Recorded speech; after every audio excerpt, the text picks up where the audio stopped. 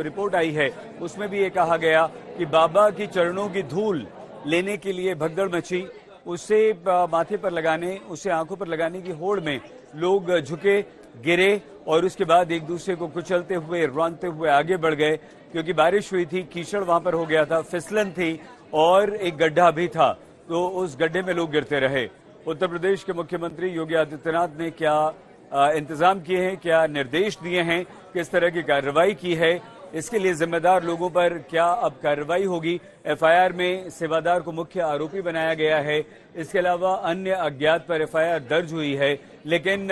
बाबा, वो बाबा जिसके कारण 121 लोगों की अभी तक मौत हुई है, 35 लोग गंभीर रूप से घायल हैं अस्पतालों में जिनका इलाज चल रहा है, क्या उन लोगों के इलाज के लिए कोई दिशा निर्देश दिए गए हैं? क्या इसके अलावा उत्तर प्रदेश के मुख्यमंत्री कोई और घोषणा करने वाले हैं? क्या हाथरस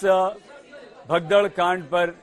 कुछ ऐसे दिशा निर्देश आने वाले हैं जो पीड़ितों के परिजनों को राहत पहुंचाने वाले होंगे? उत्तर प्रदेश के मुख्यमंत्री योगी आदित्यनाथ ने हालांकि कल ही अपने 2 मंत्रियों को भेज दिया था। वरिष्ठ पुलिस अधिकारी और मुख्य सचिव मनोज सिंह भी तुरंत घटनास्थल पर पहुंचे थे, घटनास्थल पर रवाना हुए थे और अभी पूरी की पूरी जानकारी जो भी उत्तर प्रदेश सरकार की तरफ से इस मामले में कार्रवाई की गई है, दिशा निर्देश होंगे या एक जो रणनीति बनाई गई है उसकी जानकारी देने के लिए। मित्रों, कल हाथरस जनपद के सिकंदराबाद तहसील के गांव में एक दुखद और दर्दनाक घटना अपराह्न में घटित हुई।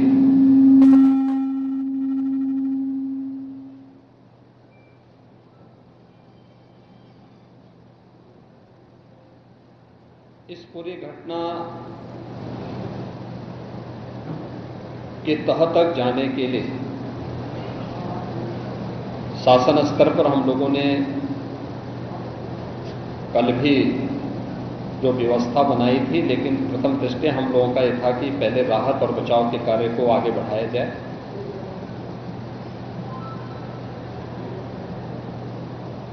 इस पूरी जो अभी हादसा है, इस हादसे में 121 श्रद्धालुओं की मृत्यु हुई, जो उत्तर प्रदेश के साथ साथ हरियाणा, राजस्थान और मध्य प्रदेश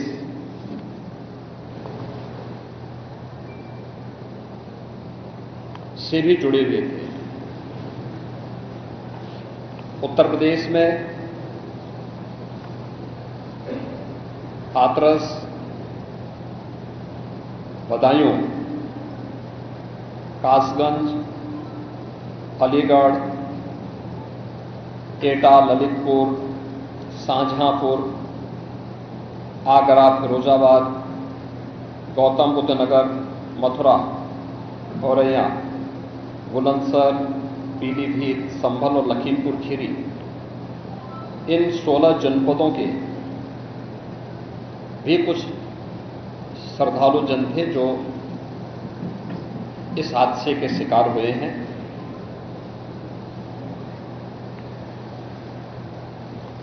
एक 121 में से 6 मृतक ऐसे थे जो अन्य राज्यों से थे, जिनमें ग्वालियर मध्य प्रदेश से 1 थे, हरियाणा से 4 थे और राजस्थान से 1 थे।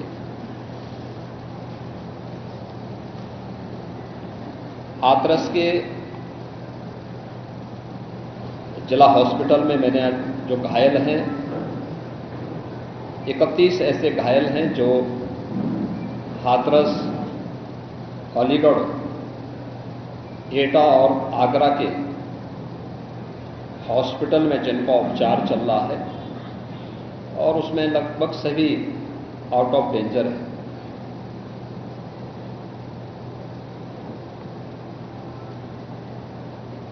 हादसे के बारे में जो वहां के चश्मदीद हैं, जो इस घटना के शिकार हुए थे, गंभीर रूप से घायल हो गए थे, उनमें से ज्यादातर जो लोग हैं जिनसे आज मैंने बातचीत भी किया है, वे सभी इस बात को बोलते हैं कि हादसा कार्यक्रम के उपरांत जब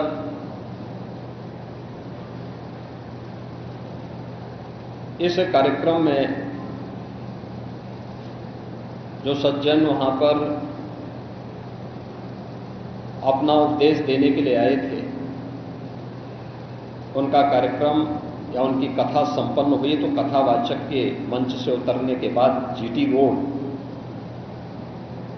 में जैसे ही उनका काफिला आया था तो उन्हें छूने के लिए जब महिलाओं का एक दल उधर बढ़ा तो उनके पीछे पीछे भीड़ गई और इसी के बाद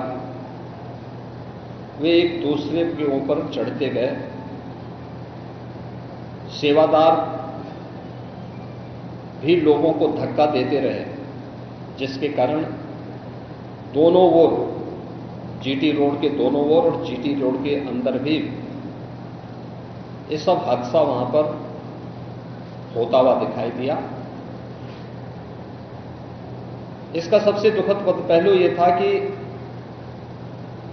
इस प्रकार के आयोजन में जो सेवादार प्रशासन को अंदर घुसने नहीं देते, दुर्घटना होने के तत्काल बाद या दुर्घटना के दौरान प्रारंभिक रूप में इन्होंने पहले वहां पर इस मामले को दबाने का प्रयास किया, लेकिन जब उन्हें प्रशासन ने हॉस्पिटल ले जाने की कार्रवाई प्रारंभ की तो इनमें ज्यादातर सेवादार वहां से भाग गए। इस पूरी घटनाक्रम के लिए हम लोगों ने एडीजी आगरा की अध्यक्षता में एक एसआईटी गठित की है, जिसने अपनी प्रारंभिक रिपोर्ट दी है और इस घटना की तह में जाने के लिए उनसे कहा गया है। बहुत सारे ऐसे पहलू हैं जिन पर जांच होनी बहुत आवश्यक है।